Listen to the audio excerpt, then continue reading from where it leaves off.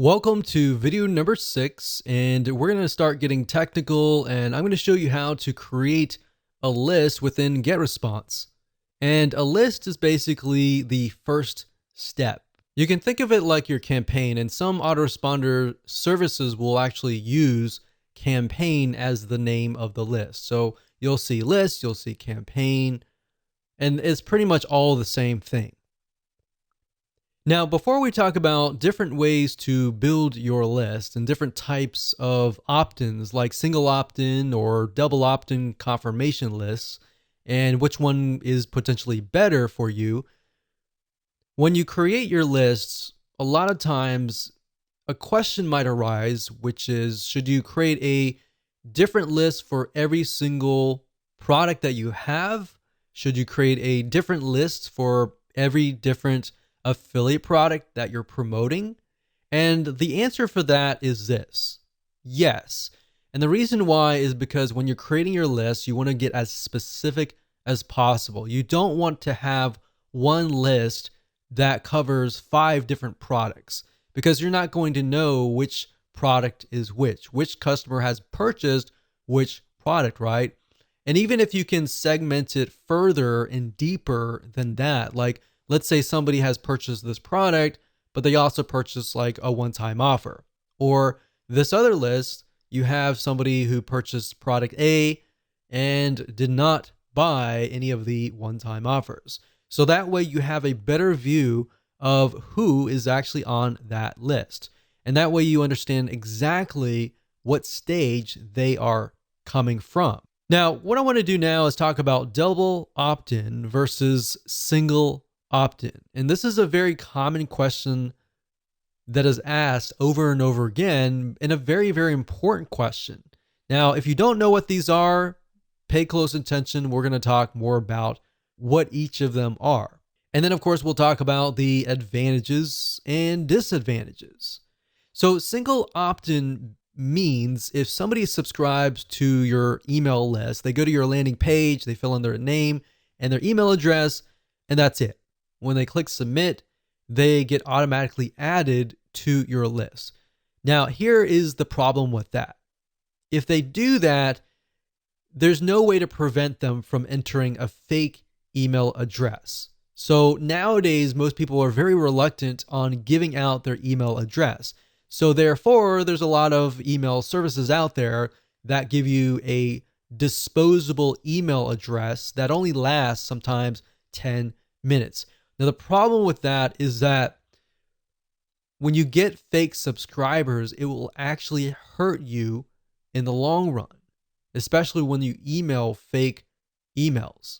Because at the end, whenever you send out emails, Gmail, AOL, and big companies like that, they'll see that you're sending emails to fake emails, and then, of course, they will think that you're a spammer.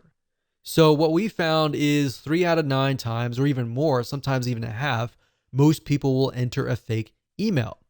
So the bad news is if you build a list of single opt-in subscribers, your email service will assume that you're a spammer, and then out of nowhere, your account will get shut down months later. Or worse, you can continue emailing them, but all these different email service providers, or what we call ESPs, like Gmail, AOL, and more, they will start listing you and blacklisting you as a spammer. So every time you email out, you don't know how many of those emails are actually getting to your subscribers' email box. So even the people that want to hear from you, the emails might be going to their spam folder. So this isn't something that a lot of people are told and when they begin, and they normally find out later. So if you don't even know about this, then this is actually very common. Most people don't really realize that this is actually happening. Now, one way a single opt-in can work is if you are getting customers to subscribe to your list because they already trust you. So the only time that I would use single opt-in, in other words, is for people that actually trust you and that have spent money to trust you.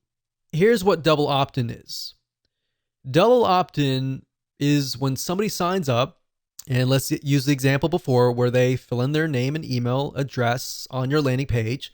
and they click submit. Now, at this point, they're not going to be added to your list. They're going to be added to a sort of pending list. Now, what they have to do in this case is they have to prove that they are the owner of the email. So what happens is they get sent an email asking them to click a confirmation link. And when they click that, and once that is done, then of course they're added to your email list.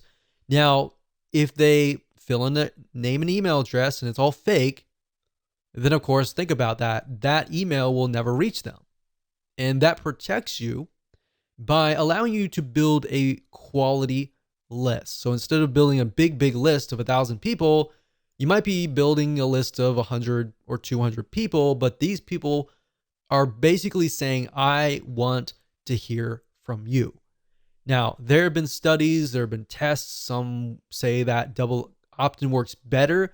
Some say that single opt-in works better. So really, at the end of the day, you're not going to know until you actually test it out. Now, given that double opt-in, if you send about 1,000 people and you get, let's say, for example, a 50% conversion rate, then 500 people may opt in.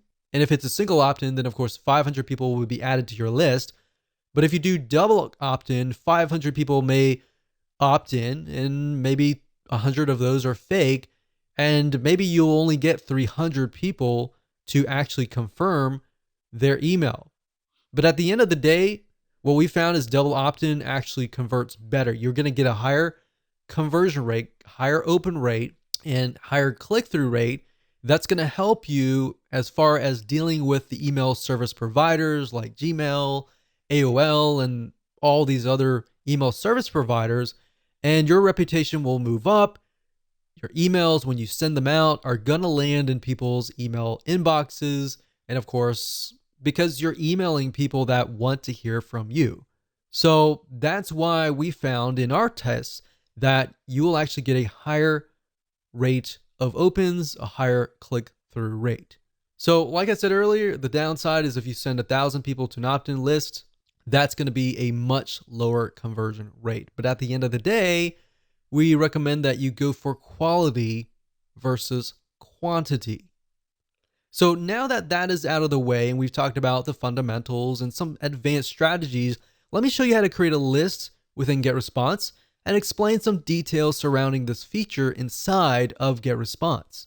Okay, so as far as creating a list, it's actually very easy to do once you understand how everything is laid out. So even though it might take me about 5 or so minutes to teach you, once you get a hang of this and once you start creating a list after list after list, it'll actually be easy. In fact, as I will show you in just a minute, once you have created your list and you've created all the settings and done all that, once you create the second list, you can actually copy the settings from the prior list. So you don't have to set everything up again, essentially. So what you need to do is go under contacts, click on lists, click create list, and then of course, name your list. So we're going to do a new test list 1. And of course, you can click copy existing list settings. So if you've already created a list before, you can select that. You can select the list that you want. So you could select whatever list that relates to that particular product and then set that and click create. So we're not going to copy any settings here. We're just going to do it from scratch. We're going to click create and there we go. So this right here is the new list. So now if you put your mouse over here, you're going to be able to see other elements like add contacts, make defaults, settings, show contacts, show newsletters, and show autoresponders and delete. So adding contacts, what that means is if you have a external list, let's say for example, you have an Excel spreadsheet of a list of customers, then you can click add contacts and you can actually import those contacts into GetResponse. Now I would say be very careful with this. When you do that, make sure you clean your list or make sure that your lists of people are active. Now, the reason why we don't really do this a lot is because when you're just starting out with GetResponse, you're building a reputation, or GetResponse could be ConvertKit, could be any other autoresponder series. You're building a reputation, and the best way to build a reputation is to start from scratch and build a list from scratch and build a double opt-in confirmation list, because then you will get less people who are spammers, fake emails, and all of that. You get people basically who really want to be on your list. Now, make default, all that means is that when you email out, it's going to come from this list. So we don't really want that. Now, click on settings here. And settings allows you to see the name, of course. Now, keep in mind that when you use something like Leadpages or any other landing page creator and you connect to the GetResponse API, what's going to happen is you're going to see the list name. So when you connect to GetResponse and you refresh the details and you connect Leadpages, for example, to GetResponse, you're going to see the list name. So you want to make sure that you choose a name that is something that you will remember and that is clear to you. So you want to try to create a naming convention, essentially, because you're not going to see the list title or description or any of that. So what you could do in GetResponse, however, is create a list title and description so that if you ever forget what the list name is, then you can always refer back here and figure that out. Now, the next thing is you can choose the category, as you can see here, and of course the language. Now, right below that is going to show the postal address, which is very important.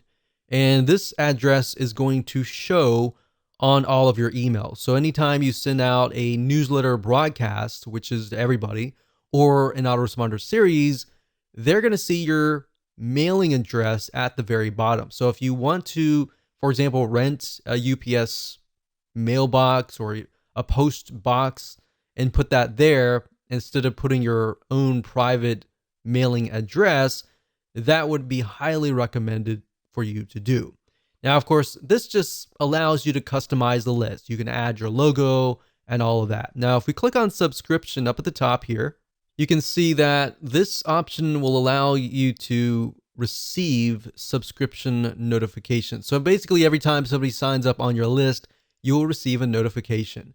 Now, this is nice to have in the beginning when you're starting out, so it's kind of like a little motivator. But as time goes on and you start building lists of thousands and thousands of people, you most likely want to select this off. Now, what this here, it says require extra confirmations, double opt-in. What that means is the double opt-in list. Now, if you select this here, what that will do is whenever you create a web form and somebody signs up on that web form, they will be required to obviously confirm that they are real.